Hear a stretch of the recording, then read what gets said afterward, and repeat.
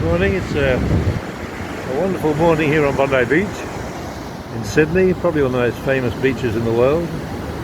And I'm just strolling along here in my jeans, getting wet in the surf, the shoes around my neck. I just decided, I headed into Bondi Junction, I decided to come down the beach and see what was going on. It's about 7:30 a.m. and the beach is alive as always.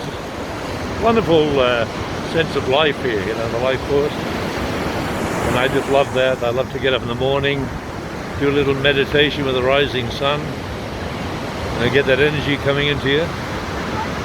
And it just inspires me. And I'll be 79 in January, and I guess I'm enjoying life more now than I ever have. And I put that down to the simple fact that I know what my purpose is in life. I run workshops, I write books, and all a comparatively recent thing for me. I only started writing about 15 years ago, spontaneously. Never written a letter in 17 years to my poor dear mother in Ireland, and suddenly I just started writing, you know. And something happened in my life, something fairly dramatic, so I wrote about it. From there I went on to run workshops, not on writing, but about finding your calling. Because the dramatic event that happened at that time changed me entirely. I had to have a good look at myself and say to myself, you know, what's going on? What's going on in your life? Where are you headed? What is life about? They call them the eternal questions, you know, who am I? What am I? And what am I doing here? You know, what is life about? And in a word, I would say the essence of life is purpose. People will give me other words, of course, and I wouldn't be arguing them. But purpose, having a purpose in life is one of the most empowering things you can possibly have. It gives you direction, it gives you enthusiasm, it gives you a passion of the right type, and it enables you to, you know, move forward with your life. I fell into a book by James Hillman called The Soul's Code, and after working myself with some of the famous gurus in the world, and never being entirely convinced that what they were saying was entirely correct, Hillman gave me the secret. The Soul's Code, he points out, an ancient belief going back to Socrates, and certainly Plato followed on from Socrates, with the simple fact that we are all born with a purpose. There is a purpose and a meaning to every human life. He wrote about it in his famous book, The Republic, in a chapter called The Myth of Look it up, read it, and understand it, and it gives you the realization that no matter where we come from, no matter where we're born, and no matter the circumstances of our birth and our family and our upbringing, we are here for a purpose. And even more importantly, your birth and your surroundings, your family, etc., the way you are brought up, whether it's in an abusive family or whether you're spoiled rotten, doesn't matter. Well, in a sense, I'm saying it doesn't matter, because it molds and shapes you for the purpose and the function and the mission of your life. That is the core message from Plato's Myth of It's a wonderfully freeing thing, particularly in today's culture, worldwide. I mean, children, adults, and elderly people alike are lost in these cultures. We don't know who we are, but we don't know that we don't know who we are. We're all hooked up on money and Mercedes and all the trivialities that we consider reality, yeah? And it leaves us empty. Australia, I've been in Australia for once. I came over here when I was 18 years old by myself, having just left Ireland and then left England shortly after that. And so I've been here for donkey's years.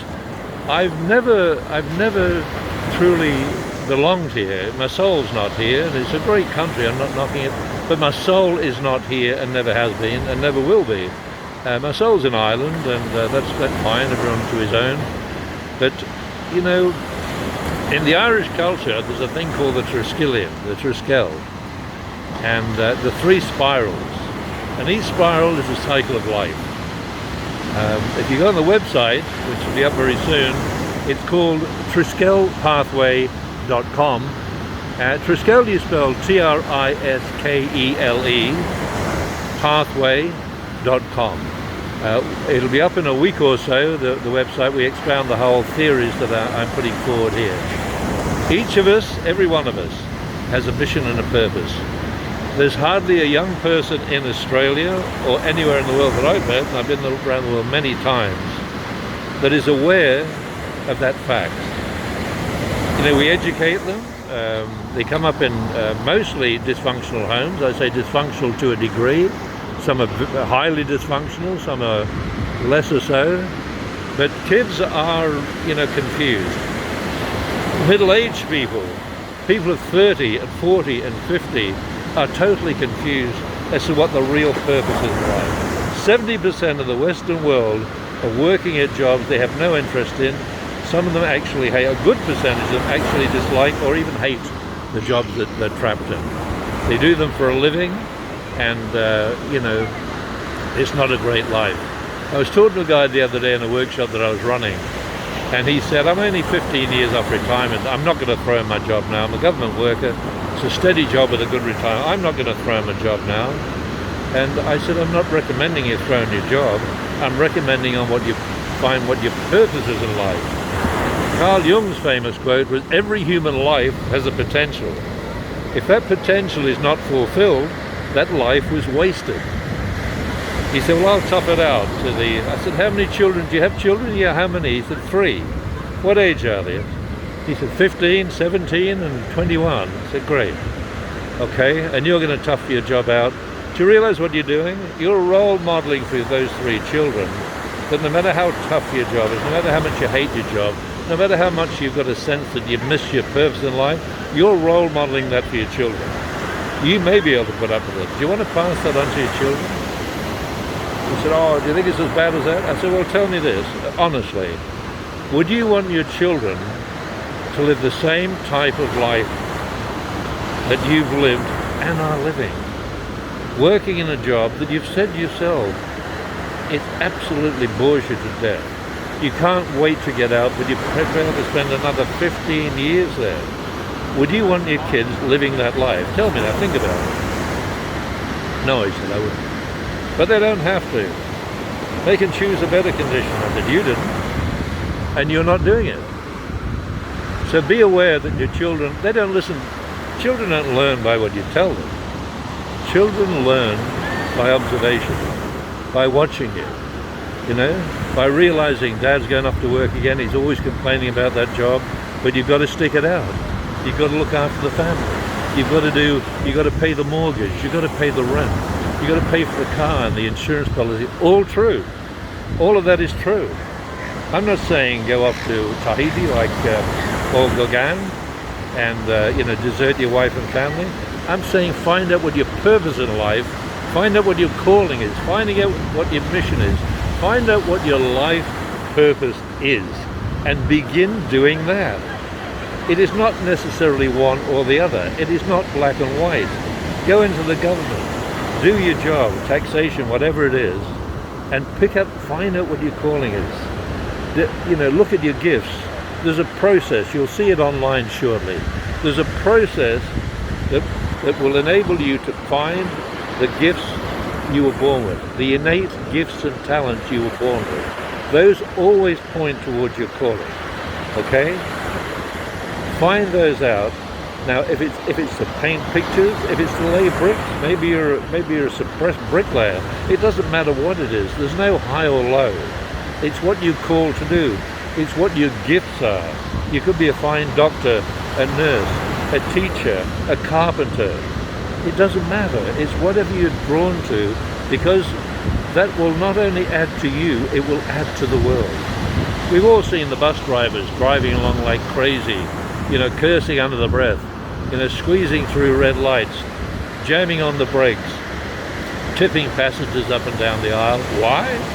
They're angry, man. They're angry with their jobs. They're angry with their life. They're talking to themselves, get another job for God's sake. Several times when I get a particularly bad bus driver, I'll stop on the way out and I'll say, mate, have you ever considered different work? Why? Because you're clearly not suited for this job. You're unhappy, you're driving like crazy, you're disturbing people, you're jerking the bus around. Man, you're killing yourself. You're not damaging anyone on the bus, hopefully. I mean, occasionally you guys do. I've seen it. But you're killing yourself. Get off the bus. You can't confront people like that too often. But sometimes I feel an absolute need to at least to have told them, you know, you are wasting your life, right? You're wasting the gifts you were given. Get off the bus. I've been told that 3 times actually. So I'm not a fanatic, but I mean, I think it'd be a crime to just get off the bus without saying something. Every human life has a potential. If that potential is not fulfilled, that life is wasted. Our young people, and people of all ages, are being brought up in a world that appears crazy. We've lost faith in our politicians. We've lost faith in the clergy, the priests. You know, we've lost faith in ourselves. Why? Because we don't know where we're going. We don't know what it's all about. We're in a box. We can't see outside the box. Outside the box, or just slightly to the left, is the road less traveled. Okay? The life you could have led and still can lead if you make the choice to stop and to think and to go inward and ask those questions. Who am I? What am I? Why am I here? Is there something I should be doing? What would make my heart sing? If I left that job, or began leaving it, give myself a year or 2 to discover my gifts, to find my gifts, then to start practicing my gifts while I'm still working. You may be a therapist. You could be a singer. You could be a pro golfer. As I said, you could be a bricklayer. I met a couple of very good bricklayers in my life. I was a builder myself at one time, and I had a couple of very good builders, bricklayers. People who took an absolute pride in what they did. Yeah? And they lived happy lives. The children were happy children. They saw the father doing the work that he wanted to do. He added something back to the world. And I'll tell you this now, in this age where we can now begin to glimpse a use-by date on our planet, anybody working in their purpose in life, their life, true life purpose, anybody working in their calling cannot damage the planet or its people. Okay? We make mistakes, of course we do. But the work we do, if it's from our heart, from our soul, from our calling, from our purpose, it will not damage the planet. Okay? It's one of the few hopes we have left on Earth, that people will stop, have a look at what's happening. A lot of people are beginning to do that worldwide now. A lot of people are dropping out of high-paying jobs because they know they're not helping the planet. They know they're helping damage the planet. All sorts of companies, oil companies, you know, a lot of the companies that actually add a lot of damage to our planet. And they're dropping out, taking lesser paid positions. Not all of them, they might transfer to something with more pay, but they're dropping out because they know what they're doing is wrong. They know what they're doing is they're not following the heart. They're not being true to themselves. The essence of life, the reality of life, Joseph Campbell said it. He said, the greatest aspect of your life is being who you are. We don't have to pretend. We do not have to pretend anymore. We can find out who we are, find those gifts, change those gifts, work on those gifts, polish those gifts, hone the gifts, and give the gift back to the world and earn a living while we're doing it. Will I promise you millions? No way. No way in the world. I'm not Tony Robbins. I'm not talking about unlimited power. I'm not into fantasy. I'm not into you know what. Begins with a B and an S. No. I don't need $1 million. I'm 78 years of age, be 79 in a month's time. And I'm living the life of Riley. I absolutely love it. I absolutely love it. Passing something on to the world. Something of value. Okay? I'll keep on with my walk. I'll stop walking here.